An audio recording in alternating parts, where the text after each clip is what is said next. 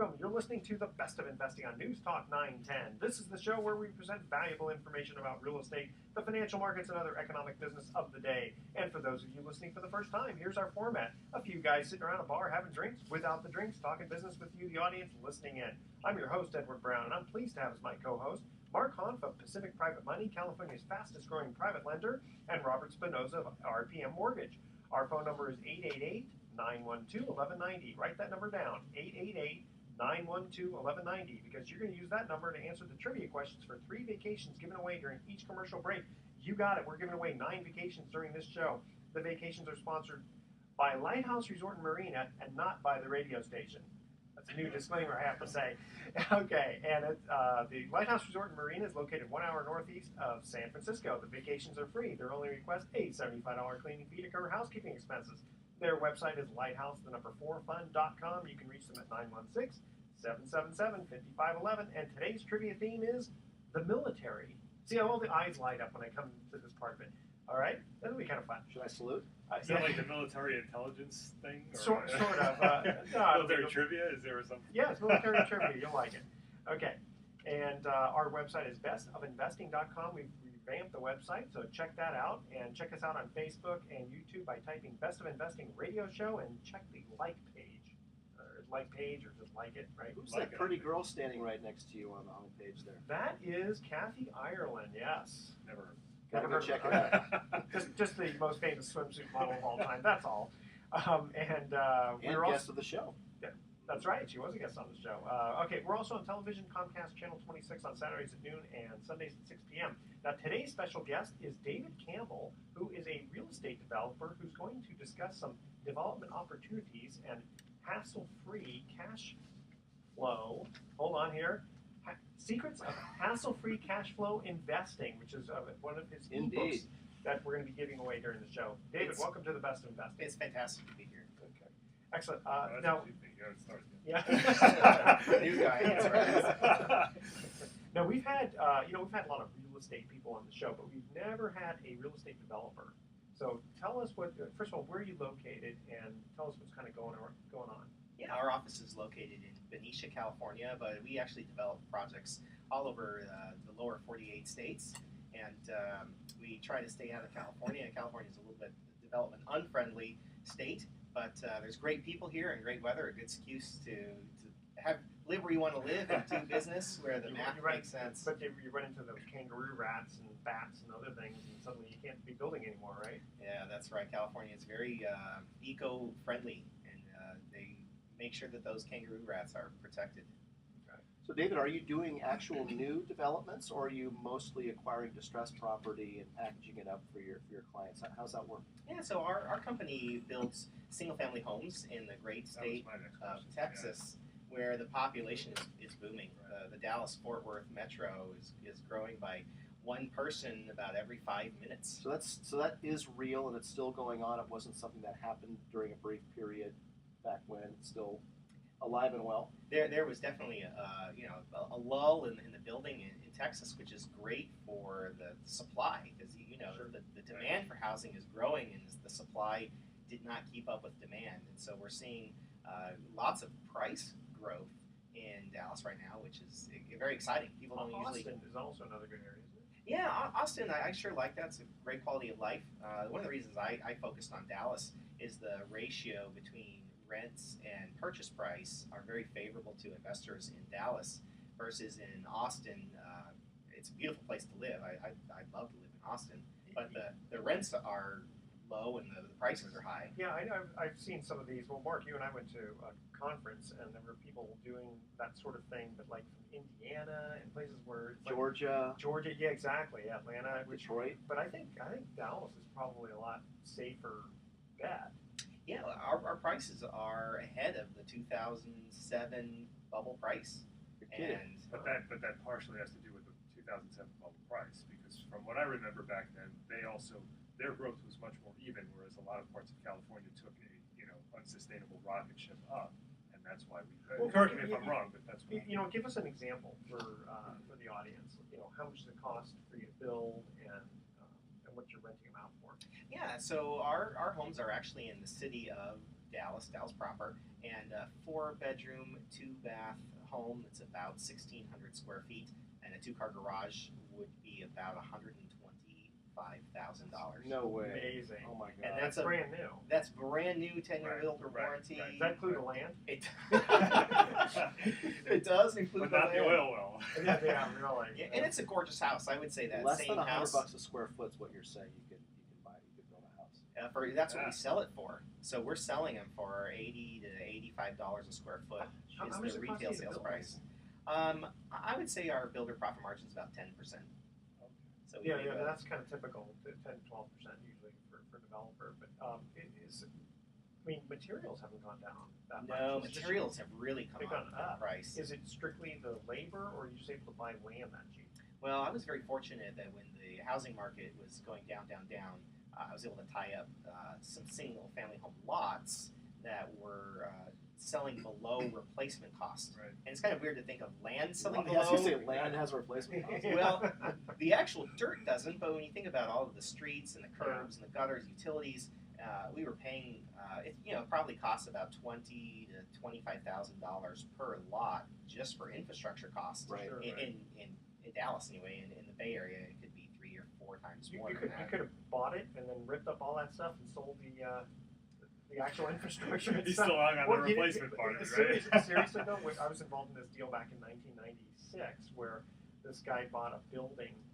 It was 500,000 square feet. I mean, it was literally a quarter mile long of building, and the purchase price was like 2.7 million. And we figured out that with all the I-beams that were there, he literally he could have just sold the beams for more than the Scrapped cost it of out. scrapped it. Yeah. So how do your clients work with you, David? Yeah, so someone who is looking for a relatively hassle-free investment that's going to cash flow, I think new construction is the way to go. We offer a 10-year builder warranty. We offer turnkey property management. We really help educate our clients through the financing process, the property management process, and really create an integrated team for newer investors or very passive investors that would like to take advantage of today's amazingly low interest rates and a booming population like Dallas. What's the rent generally that gets on a house like that? It's So it an costs about $120,000. Yeah, $120,000 purchase Okay. price, and amazing rent ratio. It's about $1,200 a month in rent. So 1% of the purchase price is the That's monthly rent. amazing. On a especially new home. on a new home, especially. Well, here's the deal: is that interest rates are so low Right. that an investor can get, if they have good credit, they can get a relatively low interest rate, and your cash flow is what, about 18% or something? It's pretty phenomenal. One of the things that I teach on my website is creating the delta between the interest rate and the cap rate on the property. And so if you can borrow money at 4 or 5% right now and invest that money at 6 or 7%, you're making 1 to 2% spread on the bank's money. That's how you Right. really get Sure. pretty fantastic returns. And so you can buy a new home that's got a pretty relatively low cap rate. 6 or 7 cap is not something to get super excited about. But when you look at financing that at 4 to 5% interest, now you've got a really powerful, profitable investment. Okay, we're going to get into that right after the break because I'd like to kind of dive in a little deeper on that because I know that I've analyzed some of those things and it's kind of amazing. But I'd like to get into the risks too so that people don't just jump all over without really thinking the whole thing through. Okay, now, first of all, last week we had a special trivia contest where we asked this question. First of all, it was for the Napa Valley Lodge, which is located in the heart of the Napa Valley in the charming town of Yountville. The Napa Valley Lodge is just steps away from world-renowned restaurants, specialty shops, and award-winning wine tasting rooms. The lodge welcomes you with a friendly and experienced staff that are committed to making your stay as special as possible. Their guest rooms feature private verandas, many with courtyard, garden, or vineyard views, vaulted ceilings, and fireplaces. Hotel amenities include complimentary champagne, continental breakfast, buffet, swimming pool, whirlpool, bocce ball court, poolside fire pit, spa treatment room, and fitness room. NapaValleyLodge.com. We should be recording the show there. We should. I have to call them next time. Actually, we took a bike ride in Yountville and stopped by and say hello, and it was great. It's just a beautiful area. Okay, so here was the question. 1 out of 7 of us used this as an excuse for taking the day off from work. What was the answer? You ready? A stub toe. Oh. Can you believe that? Now, darn, I wish I would have used that one instead of my usual, I misplaced my Did code. someone guess right? Well, they did, hold on, but usually my excuse for missing work at my old employers was I misplaced my comb. Maybe I wouldn't have been fired from my last 5 jobs if I would have known the stub toes. And if you'd had hair. And if I would have, yeah, that's right. I do have hair, come on. And our winner was Joan from Redwood City, and I wonder how she knew that. I hope her employer isn't listening. She probably has a stub toe today. That's probably, yeah. Okay, here is Way to go, Joan. Okay, now here's our first commercial break trivia question. Again, the theme is the military. If someone says he is a brigadier general, how many stars does he have? Okay, don't say anything. We have to take a commercial break here. The first 3 callers with the correct answer are going to win a free 3-day, 2-night stay at the Lighthouse Resort. Their website, again, is lighthouseforfun.com. Check them out. Call 888-912-1190. That's 888-912-1190 to answer this question. If someone says he is a brigadier general, how many stars does he have? 888-912-1190. Make sure to include your name, your email address, and speak slowly and spell out your email for us 1 letter at a time, and we'll be right back. Excellent. Nice. How's that? Having fun? Fast and snappy first section. Yes, first segment. I forgot to mention, David, with these mics, if you're going to talk to him, either go like that or just kind of look at him like that. Yeah. Just don't do that. Yeah. Sorry, I forgot to smile. Okay. Were you doing math? Yeah, I was just doing the math on it. I was saying 25% down on 120K, 450 at 4.5%, which is high. Yeah. $450 PI or PI payment. Add your taxes and insurance, which I'm guessing around 1.25. Where is it? I don't know where is the taxes. That's high. So your taxes 2%? and insurance are going to be probably On that dwelling? $350 a month. Okay, so you're still talking $800. You're renting it for $12. Correct. Wow. Yeah. You make it extra sweet. After close, my investment fund will put a second mortgage on the property, and so the client can get in for net 5% down. I got it. And so they. But what are they? So, but what are they paying on the Should I second? say 8? What do you want to pay? There you go. I like 6% money. We charge 5%. What? Even that's Really? That's all? That's Yeah. very good. Well, I'm And looking at it from the 5% cash flow money. perspective, not from the borrower's Oh, perspective. okay. So you're making money on that side, but they or if they're cash flowing, right? No one's going to put in a second behind on an investment property. Now, They no do all the traditional time. bank. Oh no, bank, Yeah. absolutely not. No, So, no. yeah. Yeah. What I'm in it for is 5 years from now when they sell the property. Right. I want to be there when they say I want to pay you off. Oh, what do you do with your money? Right. Exactly. Yeah. Let's go reinvest it. That's why I'm doing it. It's not the 5%. Right. And it makes the houses fly off the shelf. You never have. Have you gone to any of these Yeah, because local... every investor would love to say, "Oh yeah, I want to get in on an investment 5% down." Oh, yeah, totally. Hold on, how fast can I get that? The positive cash flow property with 5% down. It's Yeah. brand new in the 10-year builder war. No HOA dues. In a hot market like Dallas. You want to go in and start asking questions? Sure. Okay. Yeah. All right. You guys ready? Talk about the cash flow. Okay, Cash yeah, let's flow. talk about cash flow. Okay, here we go. Try this again here.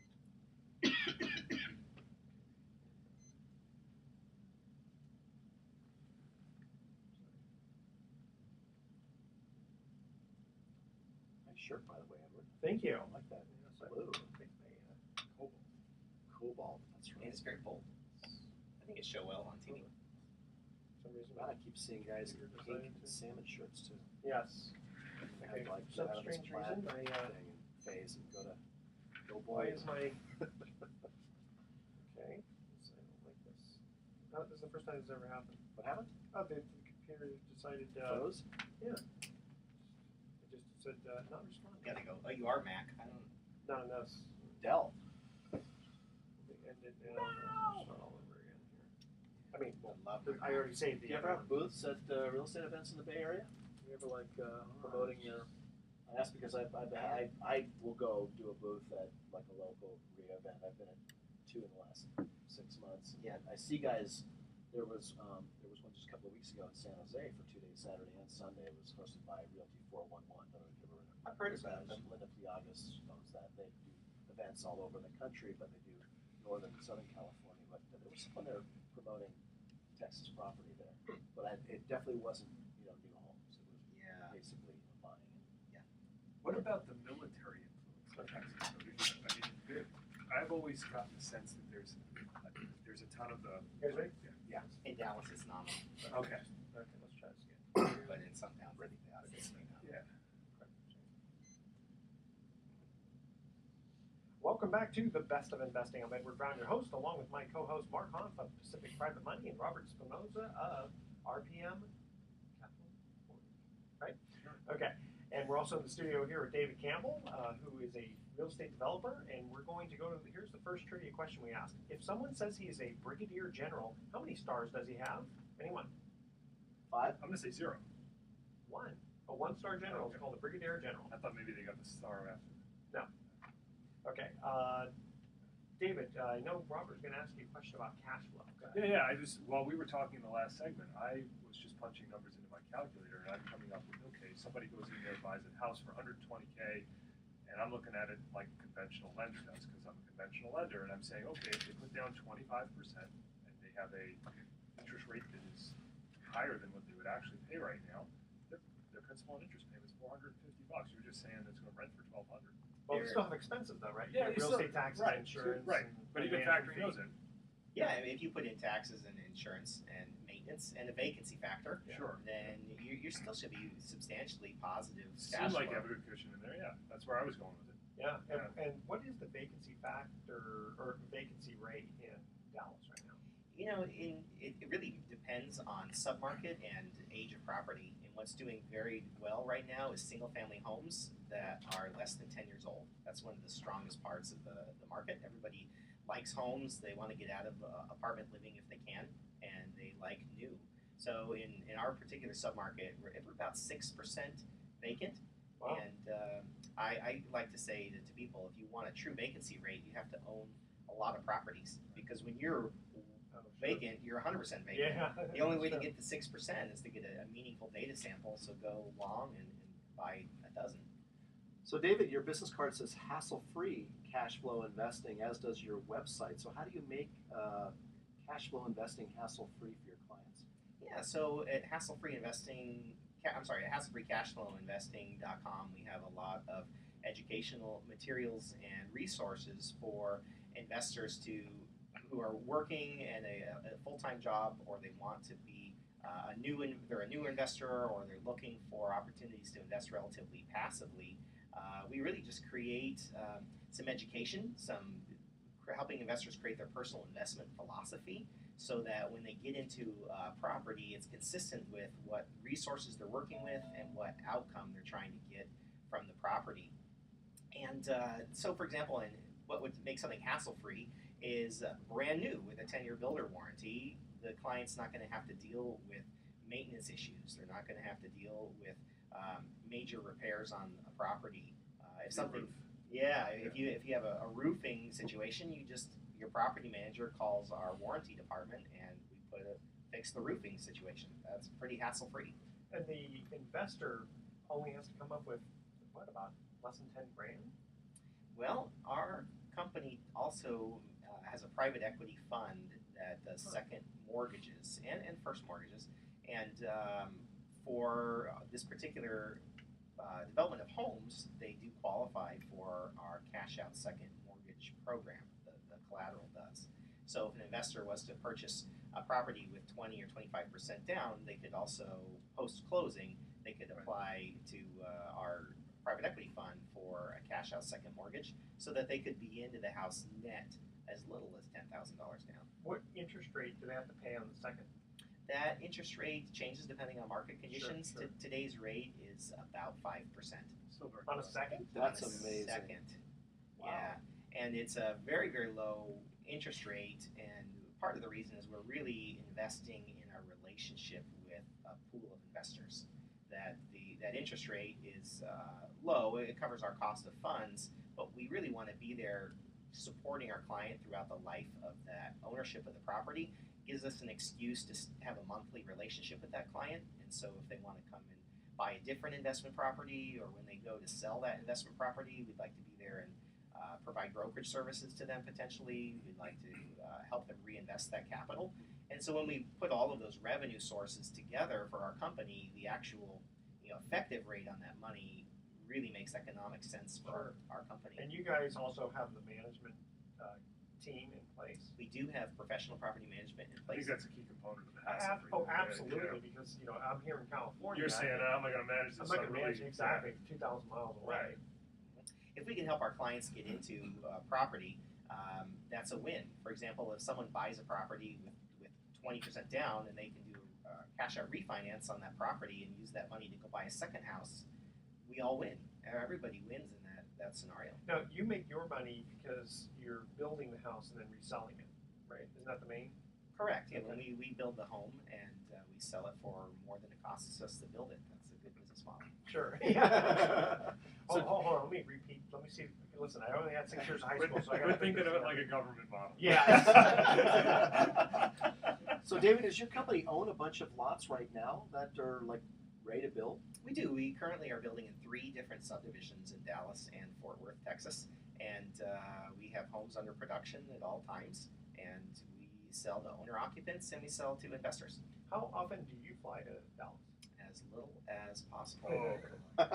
Yeah, it's a true business. So I have a lot of employees and team on the ground in Dallas. I would think you would need that if you're offering hassle-free to the That's what end Skype user, is for, yeah. right? You don't have Yeah. to show up in Well, you person. can't hammer nails from You're Dallas. right. So we do a lot of work remotely from our California office, but the vast majority of the work gets done in Texas and with our team in Texas. How long have you been in Texas? I moved my acquisition and business strategy to Texas in 2008, right when the California market was falling all around me. I knew that I couldn't buy anything in California, and I didn't know how long the downward trend was going to last. And so I scoured the country trying to find the market that I thought would be a safe place to be while the rest of the world was falling apart in the 2008 financial crisis. I think Texas, personally, is, if I had to go outside of California, Texas would be a place I would go also. As an investor or to live? Mostly as an investor. I've never lived there, but I visited there. Well, I remember very, very succinctly, I remember in leading up to the bust, I was working for a bank and we had exposure all through the country, and the agents in Texas had a wildly different model than most of us did in the rest of the country, and because of that. Some interesting statistic from California, comparing California and Texas, over the last 10 years, the net migration population change from California to Texas was That's huge. 500,000 people left California to go to Texas. Well, it's very business friendly, and they don't have the state income tax. And, it's just California's almost looking for reasons to kick people out of the state. Yeah, that income tax is a huge, huge reason, right? So if you're a business, for example, Coparts, they were a Bay Area business that left for the Dallas-Fort Worth Metro, and they've got lower real estate costs, they have lower employee costs, they've got lower healthcare costs and lower tax costs, and they estimated that if they could shave 15% off their gross cost of goods sold, it would actually more than double their overall profit margin. Well, there's so much stuff can be done over the internet and Skype and all that, but a lot of times you don't have to necessarily be, right there. Yeah, Interesting. David, how do people get a hold of you if they want more information about some of these Texas properties? Yeah, the best way to get a hold of me is to visit my website, hassle-free-cashflow-investing.com. Again, that's hassle, Hassle, free, cashflow-investing.com, or they can call my office at 866-931-9149, and they can reach me personally at extension 1. And we're going to Number 1. In fact, right now, the first 3 callers that we get who ask for the e-books entitled Secrets of Hassle-Free Cashflow Investing, as a gift, David will send them out. So again, call 888-912-1190. Be one of the first 3 callers to ask for the free e-book, and we'll make sure we get that to David, and David will send you a free e-book. It's a great book. You're going to love it. Free is good. Okay, and next week, we're going to have, believe it or not, another special trivia contest. Do tell. Well, yes, it's going to be and we've had these guys on before, the Glen Ellen Inn. Oh, yeah. Yeah, very nice. A getaway to the wine country is the perfect way to relax this winter and coming up in spring. The Glen Ellen Inn and Oyster Grill and Martini Bar is the perfect place for a romantic meal or party with friends and family. In fact, I just had dinner there a few weeks ago You're with going to some say you friends. just had a martini. Yeah. Right, I didn't have a martini, Robert. No, I did just have dinner with some friends there, and the food was fantastic. And it's very reasonably priced, too. I really appreciated that. Make a night of it. Here we go. That's what I did. And stay at the Glen Ellen Inn Secret Cottages. And like I said, I just took some friends there, and it was fantastic. Okay, here is our, and so that trivia contest is going to be next week. Yeah. All right, now we're going to cut to our second trivia commercial question. And again, the theme is military, the military. This one's a little harder. 2 stars. Yeah, okay, here's the question. We'll put that to 1 star. No. Okay, here's the real question. What does the military nickname GI stand for? Remember, like G.I. Joe? Okay, the first 3 callers. I thought that was a harder question. No, it's Robert easy. knows it. Okay, the first 3 come callers on. with the correct But if answer- Robert knows it, it must not be very hard. I didn't know what it was for. Okay, the first 3 callers with the correct answer are going to win a free 3-day, 2-night stay at the Lighthouse Resort. Their website is lighthouse4fun.com. Call 888-912-1190. That's 888-912-1190 to answer this question. What does the military nickname GI stand for, as in G.I. Joe? Call 888-912-1190. Make sure to include your name, your email address, and speak slowly and spell out your email for us, 1 letter at a time. And we'll be right back. Gastrointestinal. That's right. There you go. Having the GIs. The lower GI. What is? Oh, don't tell us now. Don't say anything. We're being recorded. That's right. Yes, we are. People might find out about it. You definitely couldn't Google that for sure. I don't know. That's top secret. Yeah. So where were you building before Texas? Vallejo. Oh, so you were Alright. local. Yeah. Vallejo. Which We did a subdivision? condo conversion in Vallejo in Okay. downtown. There's 30 condos on Georgia and Sonoma, Did you get out before the market turned? mostly. So we had 30 units, and That was what killed our company. Is we were in a huge condo Oh, really? in Reno, and we missed the market. man. We had cost overruns and delays, and we were looking at making a $2 million profit. So we lost And I remember that turn. That was like a school of fish. Oh yeah, it went from. I mean, we were raising prices, Yeah. or at least our competition was raising their prices like $10,000 a unit every month. Yeah. It was so hot. It was like a $75,000 condo was going for $125,000 for the market crash. I looked at doing condo conversion in Reno. It looked great. Yeah. On paper. Fortunately, I had all my offers turned down. Yeah. You probably 100 tried to hours. get the building that we got. We didn't. Yeah. So we sold we went up at a profit, but the last couple of units we sold at $100,000 loss per door. Just to get Yeah, out. but that knife kept falling. It So did. I mean, you're probably you look at it like what you lost, but what you would have lost if you said, "Oh, I'm going to wait for it to turn." Yeah, You would have been holding a long time. that's true. So we're going to email next, Yes. and then we can just go. Some of the stuff that I brought, Oh, you'll did you? probably have comments on. I brought Yeah. this, but David, we won't so- get to cover it. Yeah. Did you read it? Did you read what? Did you read this article? Which What is it? one? Bitter pill? Yeah. No. It's like a 25-page article in Time magazine talking about how healthcare costs are killing the country. Fascinating What a article. surprise. Yeah. Anyway. I don't have the patience to read an article. Yeah, it's that huge. long. Oh my Yeah. God. I know some of these. So I'm hearing costs of Maybe you know, 2.5 people. paragraphs, not 25 Yeah, like pages. $1,200 a month for healthcare. Yeah. It's like Yeah. I lost an employee to the city because she wanted us to pay full. She had an offer from the city of Oakland to full health care coverage. I'm like, I couldn't pay that. It was Yeah. like I- Well, $1,500. they can't pay it either. That's No, what what this you article do- talks about. what you do is what we did with our employee years ago was we put like $1,000 deductible. Either that or you cap the price. You just say, look, I'll pay the first 500. You can put your kids and your grandma and everybody else on the policy. Yeah. But I'm only going to pay up to Yeah, 500, which is That's what we do. my 500. assistant is That's that. smart. Yeah. Countdown. Well, no. Here's another thing. You could if you raise the deductible, you can tell them you'll pay that incremental. Right. purchase. That's another way to do it. Sure. Okay. I hear you better through this. Is that the idea? Yeah, that's Oh, you were why wearing we do it. No. That's kind of cool. Okay, here we go. New Sounds guy. like a- okay, here we go. Well, Welcome back to The Best of Investing. I'm Edward Brown, your host, along with Mark Hanf of Pacific Private Money and Robert Spinoza of RVM Mortgage. When we cut to the second commercial break, we asked this trivia question. What does the military nickname GI stand for? Now, David, you said something different. Yeah, I think it's gastrointestinal. It is not gastrointestinal. It should be. That's having the GIs. So, Okay, what's the good part? Government issue. Government issue or galvanized iron. I don't know That what. was general infantryman. But it's No, not. it is government All right, issue. whatever. Very good. I used to play with Army men, but That's true. I thought it stood for Mattel, but you got no. Okay.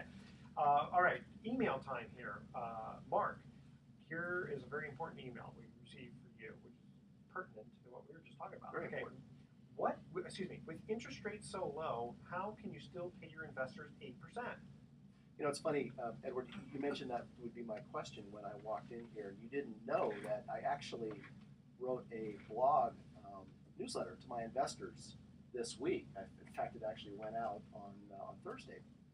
And it was in response to the fact that I have some old-time trust deed investors who've been around for a while and remember the day when they used to get 12% on their money.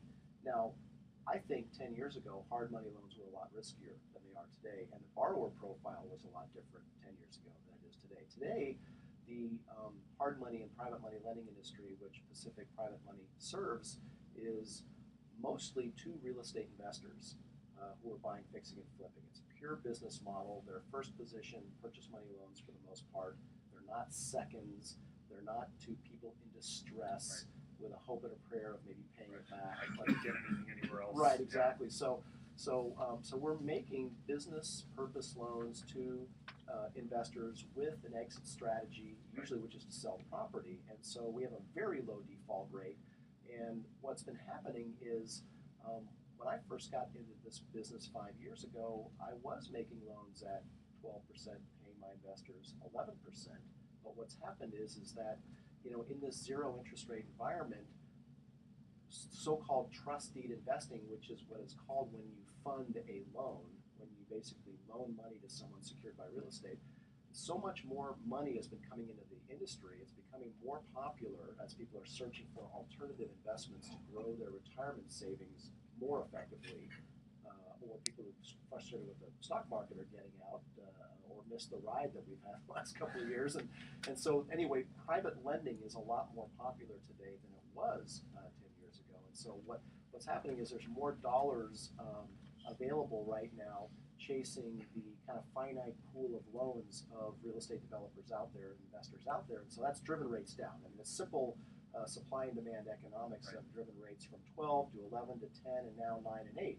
And so what we generally do in the industry is pay our investors about 1% below the note rate. So if I'm making a loan to a flipper at 10%, I'll pay my investor generally 9%. So now that's still, for a lot of people listening, might sound staggeringly high.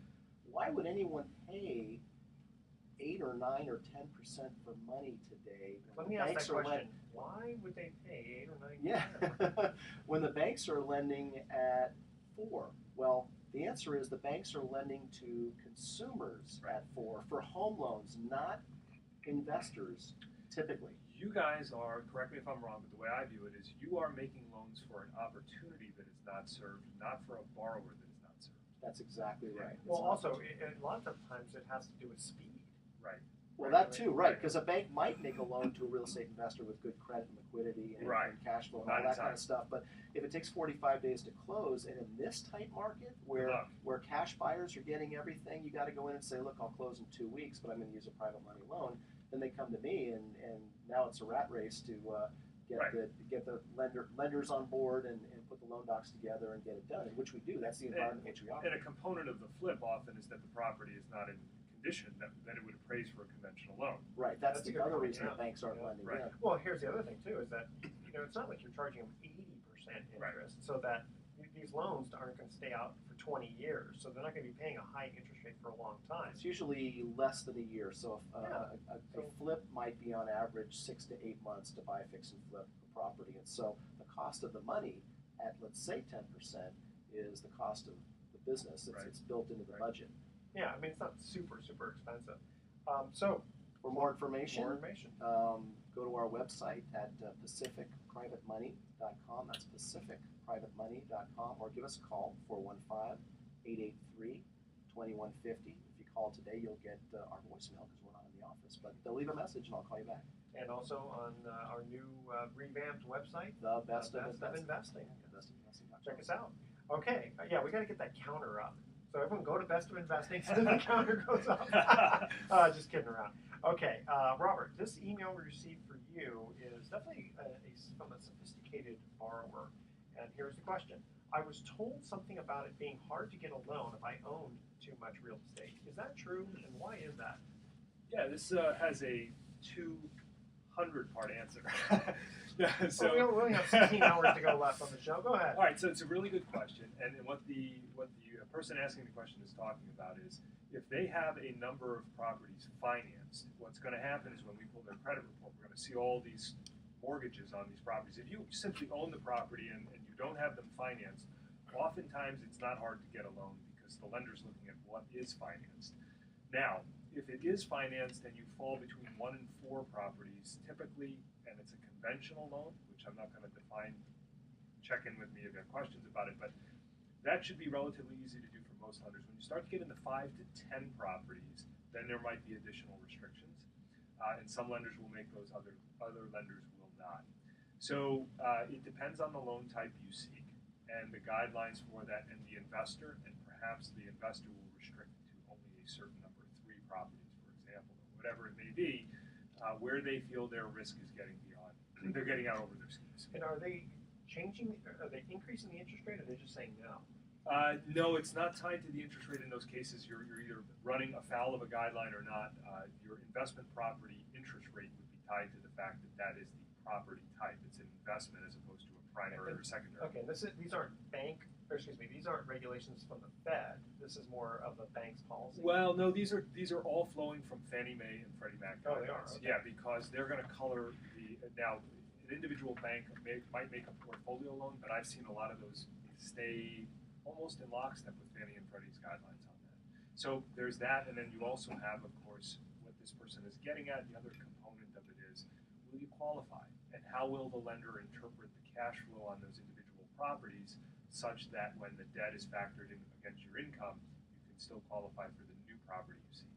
So that calculation has to be done by the lender because that's got a little more complex. Well, it's interesting with David being here. That kind of would prompt the question. Let's say an investor's listening to this and says, "Gosh, I can get into David's properties in Texas, but if I buy more than 5 Right. or 4, what's the magic number? Yeah, I mean under 4 you're Under 4, probably okay. Yeah. After that, it might be an issue. There's lots of lending up to 10 properties Right. if you're buying Right. houses. Once you get to 10 and you want to buy investment property, that's when it gets a little more challenging.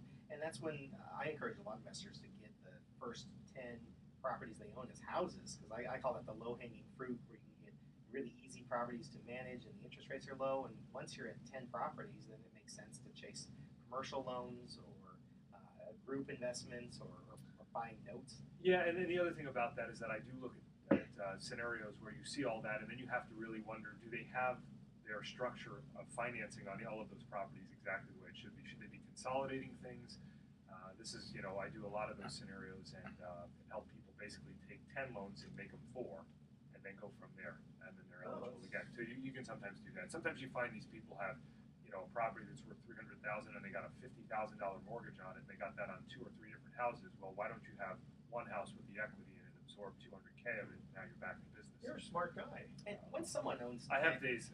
Once someone owns 10 houses, they're pretty sophisticated, and they probably have enough net worth to either consolidate, as you were saying, or to exchange into a commercial property, and then they reset their borrowing clock again. Oh, interesting. A lot more property. Yeah, so a lot of different angles on it. And how do people get a hold of you? I can be reached toll-free 877-270-5959. Again, I work for RPM Mortgage. I also I hold a once monthly home buyer webinar, 30 minutes, just the basics, go through real fast, real fun. And I put that URL up on my website or on Facebook at Home Finance Fundamentals. So just look at that page up on Facebook, and you can find the link for it there and register. You're also on bestofinvesting.com. Yes, I am. Okay. Happy to be here. All right, good. We are going to cut to our third and final commercial break. Here's the trivia question. Again, the theme is the military. How many branches make up the U.S. military? Let's see if you can name them all. The first three callers with the correct answer win a free 3-day, 2-night stay at the Lighthouse Resort. Their website is lighthouse4fun.com. No fair looking it up on the internet right now. Did they get extra credit if they sing their song? We don't have enough time for all that, but yeah. Yes, they do. Oh, there's one. That's one of them, yeah. Okay. Call 888-912-1190. That's 888-912-1190 to answer this question. How many branches make up the U.S. military? Make sure to include your name, email address, and remember, please speak slowly and spell out your email for us one letter at a time. And don't touch that dial because Robert's got an interesting article about healthcare that we all need to listen about. See you in a bit. Okay. Yeah, so what I was going to point out about the article, they go on to talk about how there are things in the healthcare model, for instance, that Congress has mandated, where Medicare cannot negotiate. If there's a $300 treatment for cancer, or if doctors decide this drug that costs $300 a dose works just as well as this one that costs $13,000 a dose, they can't do a comparative negotiation. In other words, it's mandated what they can do. If it's the $13K drug, that's it. Got to pay. And so where I wanted to go with it is, this is very much like our industry, where basically, Fannie and Freddie and the government, Dodd-Frank, have mandated certain things. So it's a hindrance on operating efficiently that otherwise would allow an industry to, not self-govern, but certainly address the main issues in a more financially economical way. And that's what I took out of the article. Yeah. Well, it impacts my business because we own a medical office, and it's a great business model. We would buy distressed properties and reconvert the medical office. But with the Making Care Affordable Act, doctors don't sign leases. Yeah. And so we can't renovate medical office as it's a risk. I think it's a risky. Too much is unknown about where it will end up. Yeah. Well, the other thing about the whole premise of the article is how the cost run up will basically sink the country. There's no way to sustain this model. So unless it changes in some fashion, healthcare costs are going to kill us, and that's okay. That's. Want to finish with that?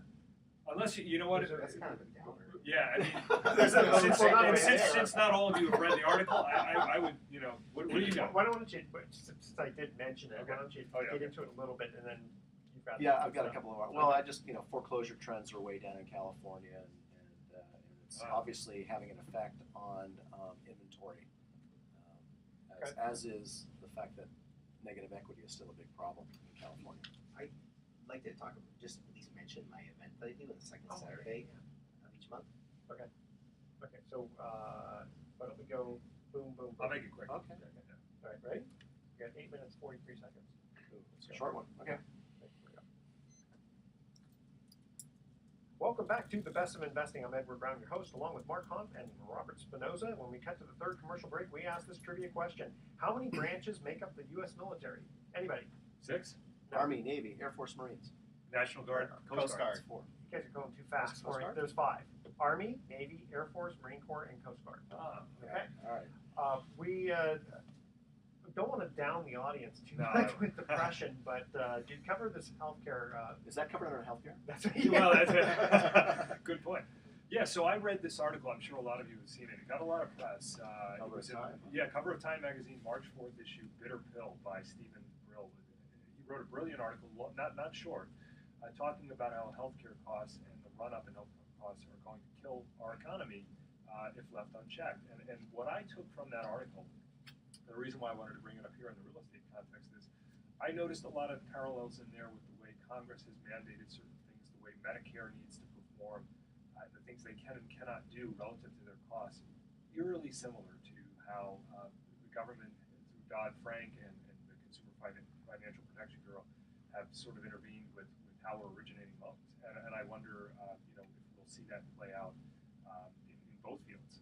Hopefully, Congress can get its act together and get some of this stuff on the right track, because I think the idea that we have world-class healthcare and and the idea that we have a world-class standard of living and Americans can realize the dream of home ownership are both very important in this country. I just think that anytime the government steps in and tries to mandate how consumers behave and how businesses behave, the unintended consequences are more devastating than the goal, if the goal is ever in fact reached. Now with Frank Dodd, for example, in lending, it's taken away consumer choice, clearly. And this I can't article make talks loans. about that. Yeah, as a private money loan originator, I can't make loans to someone on their primary residence any longer. So if they have equity and the bank won't make them a loan, even if that saves them, I can't make them that loan. And that's what this article is talking about with a lot of these healthcare implications here is even if doctors have a choice between prescribing a medicine that would cost $300 a dose versus $3,000 a dose, if the $3,000, and they're just as effective as each other, if that $3,000 has been mandated, it cannot be negotiated because of congressional mandate, Medicare is stuck paying the $3,000, and we in turn as taxpayers are paying for that. The handcuffs are, you can't change it. And so one of the articles that I brought in has to do with. Can we just 2 seconds? I want to go from a depression thing to an upbeat thing. Sorry about it. David, you said you had some quick event that you wanted to mention to the listeners. Yeah, so I appreciate that medical article that you brought in. Something that's very exciting is how that impacts into your real estate portfolio. Like if you're an investor who buys medical office properties, then all the legislation around medical is creating turbulence in your investing portfolio. So I host an event on the second Saturday of every single month, second Saturday in Benicia, which is just across the bay, and it's a beautiful town to come visit from 1:30 to 4:30 p.m. on the second Saturday of every month, and we talk about real estate investing and trends, and it's a free event. It's open to the public. And we're in Benicia. It's located in downtown, and you can find out more information on my website, hasslefreecashflowinvesting.com, or you can send me an email, david@hasslefreecashflowinvesting.com, and I'll tell you all about the event. Perfect. Thank you. Okay, Mark, go ahead. Well, sure. So what I was going to say is just in response to all of the new Obamacare regulations and the havoc it's going to wreak on costs, et cetera, and what are the unintended consequences in the medical profession. We already know what's happening now in real estate in California. We have a lack of inventory, and one of the reasons we have a lack of inventory is foreclosure activity has plummeted, even though a tremendous amount of people are in default. And the reason it's plummeted is because of this array of foreclosure mitigation paths that consumers now have to choose from. And I love this sentence out of this article. They can get hamped, harped, haffed, hoped, FHA loss mitigated, to name a few. Right, there's all these programs. Or all of the above. Or all of the above. And so, and it goes on to say that any sort of true housing market recovery is dependent upon adequate inventory, which is now missing in much of California because the government has stepped in and meddled with market forces. So it's a good thing for some people, but we're doing a short sale right now. I'm financing a purchase for a client. The seller of that home hasn't made a payment on their loan in 4 years. Oh my gosh! So how is that right? I think that's for actually anybody. I think that's actually pretty close to what the average was in New York a year ago. But yeah, that doesn't make it any better. No. 4 years. So the combination of people who are trapped by negative equity, and the people who are not making payments on their homes, and the banks aren't foreclosing because of all these, because the government's basically made it politically unpopular to do so, has resulted in a market where we've got this mini bubble happening in California that a lot of people don't believe is a true bubble, or is a true market. They're calling it a bubble because it's the lack of inventory that's driving up prices. I want to take that in just another direction real fast. I was reading an article yesterday talking about the Dow being at record highs. Okay, and then people were saying, well, what's fueling that? Is it fundamentals? And of course they brought up the wealth effect. And what you're talking about, Mark, is the opposite of the wealth effect, because what I believe is that the people that are stuck in those situations, whatever the wealth effect does good for the people that are in that situation, that is the opposite. Those people don't go out and invest. Can you explain the wealth effect? The wealth effect. Wealth effect? Yeah. Well, people say when the stock market goes up, they feel wealthier. They're more apt to spend money.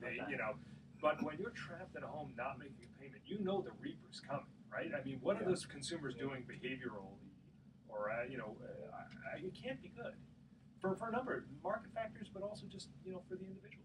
I think the Dow is up so much too because investors are being forced to chase yield and right. take much higher risks than they might otherwise take. Well, they jump on the bandwagon as the market's going up. Right. They're going, hey, that's where I can make my Right. money. Buy high, sell low. That's how it goes. Yeah, Right? Oh, and then the Wall Street The Wall Street Journal says the billionaires are selling out of this market right now. So Yeah. what do they Is know that that right? we don't? Yes. Wow. So now is not the time to jump in the market if you aren't already in. Well, and if you're in, should you sell? That's the other Well, question, right? I don't know, but the Wall Street Journal says the billionaires, the Buffetts and others, are on a massive sell. You know, I am only $999,900,000 short of that. Yeah, something that the Very billionaires close, though. have a huge advantage over mom and pop Main Street investor is the billionaires are traders. They're in and out of the market when the market forces allow them, and different from Main Street investors that are putting their money in 401k, IRA, and they just buy, hope, and pray that their money goes up. Indeed. And Yeah. I think that's a pretty So risky that's why a lot strategy. of times being a contrarian is best. David Campbell, thank you for joining us today. I'm sure we're going to be having you back here again soon. You got some exciting things to talk about in real estate. And here are our thoughts for the day. If it weren't for electricity, do you realize that we'd all be watching television by candlelight? Indeed. and I'm gonna make a Facebook account and I'm gonna call it Nobody, so that when I like some post, I can say nobody likes this. Isn't that good? All right, tune in next week to the best of investing. We're going to be giving away 9 more free vacations for answering trivia questions. Thanks for listening. On behalf of our team, I'm Edward Brown, wishing you the best of investing. So long.